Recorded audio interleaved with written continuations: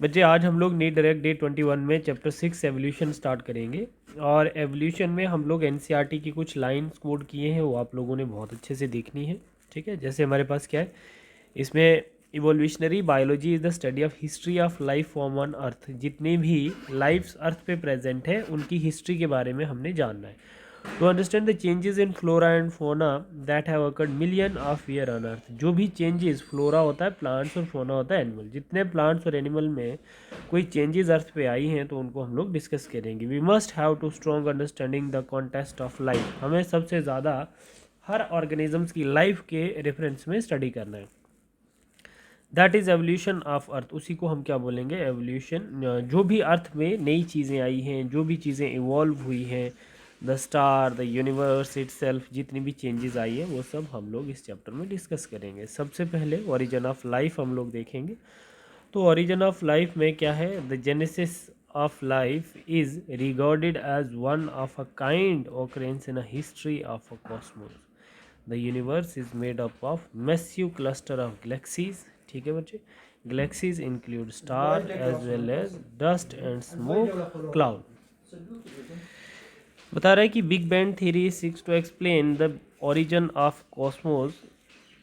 According to this idea, massive explosions occur resulting in the formation of many galaxies. ठीक है, एक statement, ये statement based आपका question आएगा तो आपने ये वाला पॉइंट भी याद रखना है।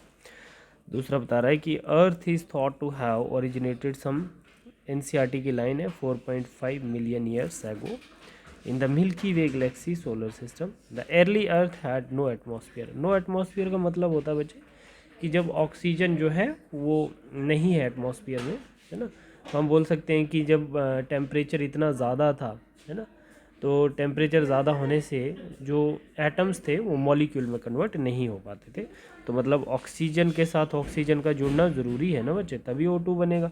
तो एक सर्टन टेम्परेचर पे मॉलिक्यूल्स भी बनते हैं। तो जब हाई टेम्परेचर था तो उस समय मॉलिक्यूल की फॉर्मेशन नहीं होती थी, जिसकी वजह से हम बोल रहे हैं एटमॉस्फेयर एब्सेंट था अर्थ पे 4.5 billion years ago.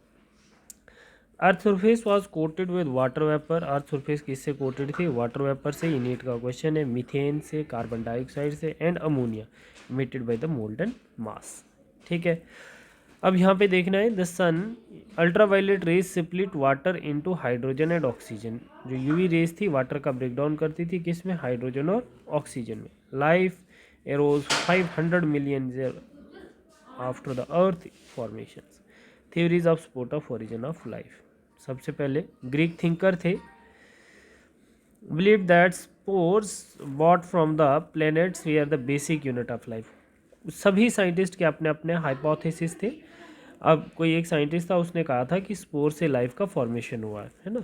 According to another hypothesis, life emerges from dead and decay substance such as straw and dirt. This is known as hypothesis of spontaneous origin. तो कुछ कहते हैं कि जो डेड डीके होता है उससे लाइफ का ओरिजिन हुआ है। तो आपने ध्यान रखना है कि ये स्टेटमेंट सब जो है अलग अलग साइंटिस्ट ने दिए हैं। एक कहता है कि स्पोर से लाइफ की फॉर्मेशन हुई है, दूसरा कहता है कि डेड डीके जो ऑर्गेनिक मैटर है उस पे इंसेक्ट मतलब माइक्रो ऑर्गेनिजम्स बन जाएंगे, वहाँ से लाइफ की ओरिजिन हुई है। लुईस पास्चर ने इन चीज़ों को सारा क्लियर करके बताया experimentally that life can only come from pre existing life. Life जो है वो कहाँ से आई है, प्री एग्जिस्टिंग लाइफ से आई है ना, पुरानी लाइफ से लाइफ की फॉर्मेशन हुई है। Following that the spontaneous theory of origin life is discarded. ठीक है, स्पॉन्टेनियस थ्योरी में जो हमारा लाइफ है वो डिस्कार्ड कर दिया गया था। ओपेरन और शेल्डन ने बताया, argued that the initial form of life may have evolved from non living organic molecule such as RNA and protein. Chemical evolution proceed the origin of life that period the earth conditions were follow. जैसे high temperature हो गया, वेलकोनिक eruption।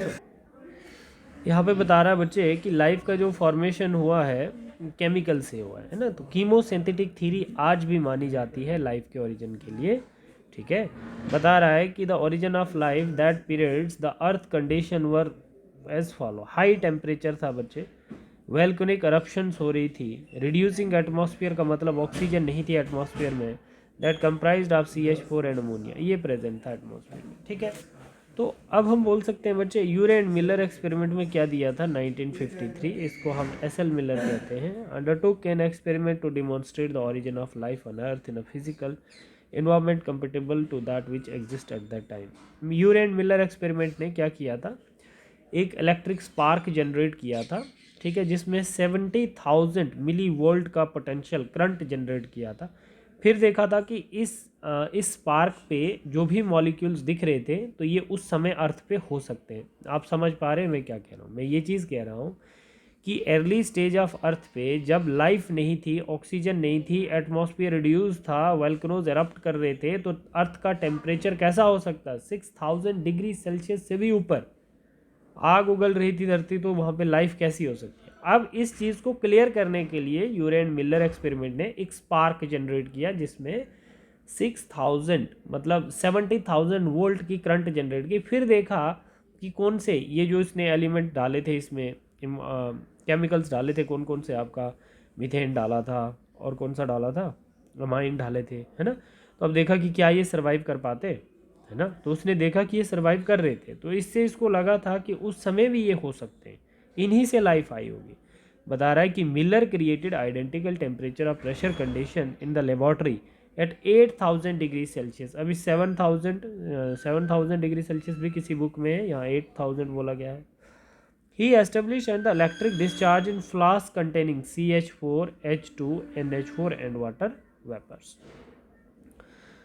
15 days के बाद वो देखता है, after 15 days electric discharge he saw the synthesis of amino acid in a flask. Another scientist discovered in the creation of sugar, nitrogen base, color and lipid in the similar procedure.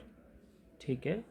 Analysis of the meteorites material revealed comparable molecules indicating that similar processes are taking place elsewhere in the space.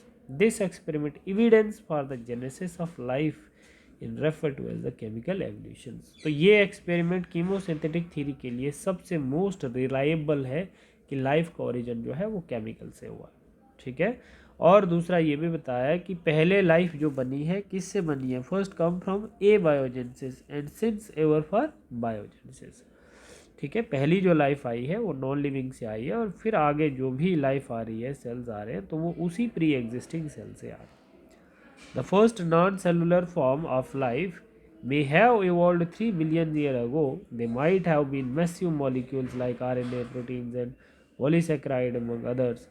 The cellular form of life most likely began as single cell in an aqueous medium. तो पहले cell की जो formation हुई है वो किसी aqueous medium. Biogenesis is the hypothesis that an initial form of life evolved slowly through evolutionary process from non-living component.